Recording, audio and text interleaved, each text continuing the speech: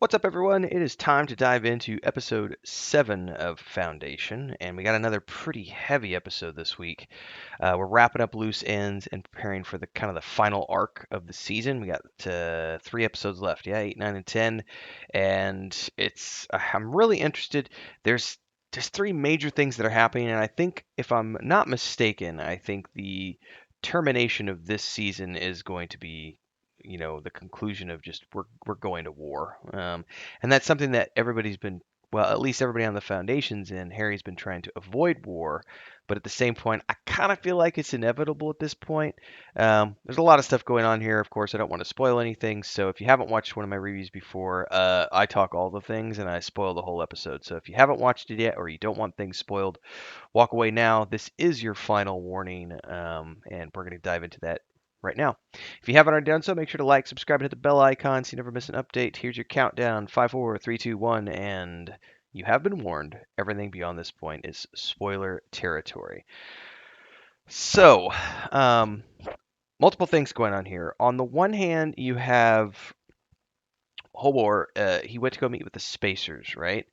And he offered them the micronutrient that um, Empire uses to keep them in check. He says, "Look, we can manufacture this. You don't have to rely upon Empire for it.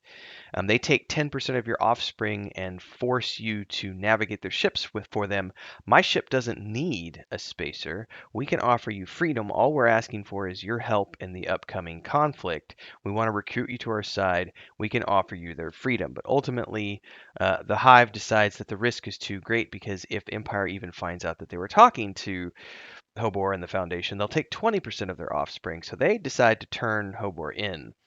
And this results in a confrontation, and he does escape, but it also reveals to Empire that they do, in fact, have this technology that is way beyond anything Empire has. And the fact that they were trying to recruit the Spacers means they are preparing for war. So Empire fully knows all of this stuff now. And um, this is sort of tying into the other plot line, which I think may be a defection by the general, who has this breakdown with his lover, his friend, and they're having this big discussion of what would we even do if we took out Empire. Like, and they discuss all these different things, and they're like, well, but what about the Foundation? It looks like they're finally capable, and like, yeah, but they're too small. You've seen what Empire is capable of. But the seeds have already been planted, and I'm wondering if that's where this is going to culminate. Is that general going over to the Foundation's side because he hates Empire. The only reason he's serving him, and this is a very poignant, it was a great scene where they are discussing the evils of a tyrannical government that nevertheless brings peace. Because without it, you have lawlessness, and with lawlessness comes the poor or the weak. Excuse me. There's a way he said it. I got to try to remember because I didn't write show notes. He said the weak become objects, the poor become slaves, the rapists become kings.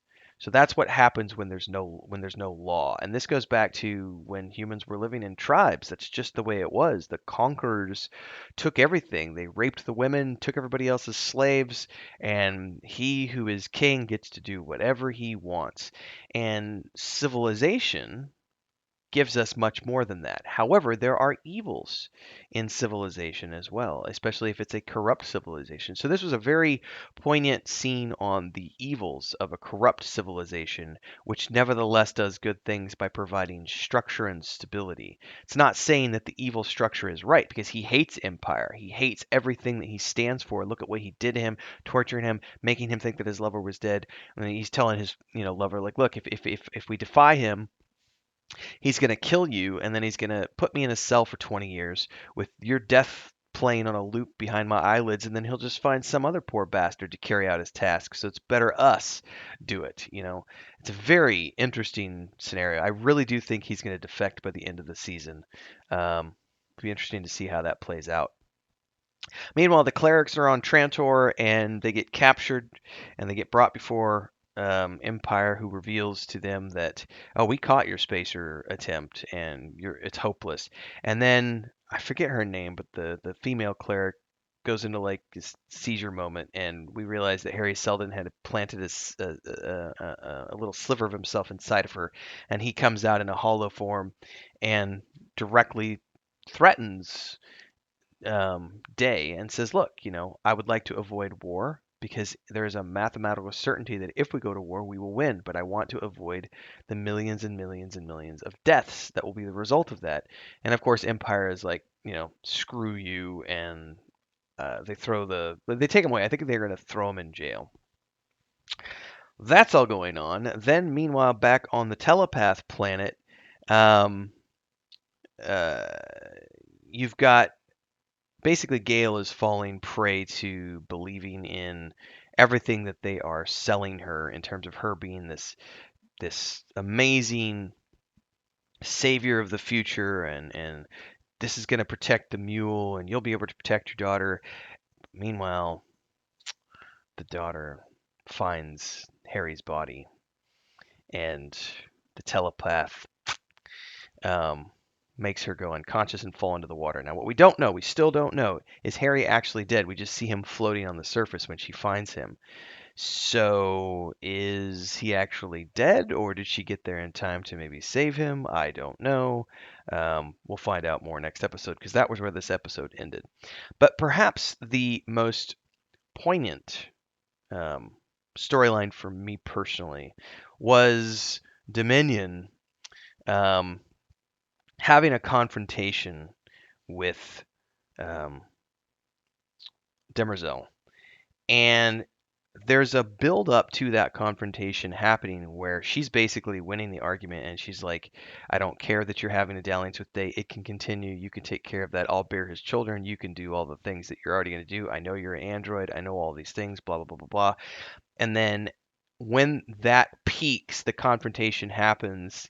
Demerzel gets right up in her face, and she's like, you need to just whatever you are thinking about, just remember your family and how they burned in agony and everything else, and know that I will do the, I did it, and I'll do the same to you and your children. And it was like, that's the moment of revelation that she was looking for, that Day did in fact order Demerzel to murder her family.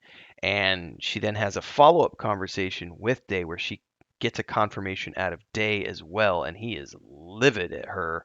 And, you should be grateful that you're even here, and his arrogance and everything else. And then she starts to do this other subplot where now she's trying to seduce Dawn, and she gives him a device to remove his impotency so that he can create a baby within her, so that she doesn't have to carry Day's baby, she can carry Dawn's baby, and she wants to do a bloodless coup, and she's sort of seducing him. And this plays out perfectly because this scene when Harry is confronting Empire, or confronting Day in the throne room with all three of them on the throne, um, the there's a moment when Harry is looking at Day, and then they're talking about the future and everything else, and Harry's eye goes over and looks directly at Dawn. So he knows, because the mathematic equations have shown him that future. So he already knows what's going on here, which is brilliant. And perhaps my favorite scene of the whole episode, not my favorite storyline, but my favorite scene of the whole episode, is when Cleric is giving his speech today on the throne, and he's talking about how he's a salesman, and but I don't need to sell you, Your Eminence, because you are an intelligent man. And the way this scene played out, the back and forth between him and Day looking down at him with all this arrogance, and the back and forth banter between these two was quite possibly one of the best scenes of the whole season so far for me. Just the way it was done, the writing, the acting, the camera angles, everything was just perfect in this scene. It was like going and watching a theater production for me, and I was just like, sometimes good acting is just good acting, everybody. It's amazing. So I would give this episode a 10 out of 10, honestly, for the way I feel about it after having watched it. It tied up loose ends. We got confirmation of a few things. We found she found Harry Seldon's body. We get the clerics have delivered their word. The spacers aren't going to go back, but finding out that he did in fact kill Dominion's parents, and Demerzel is behind it, and what a creepy evil android bitch she is. Um, Good stuff. And also she's jealous.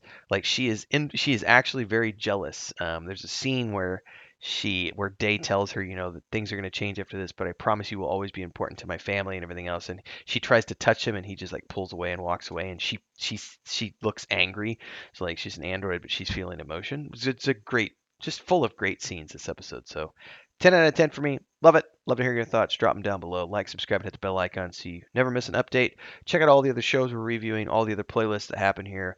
Live streams every day at 11 a.m. Central and Discord. Links are down below. See you next time.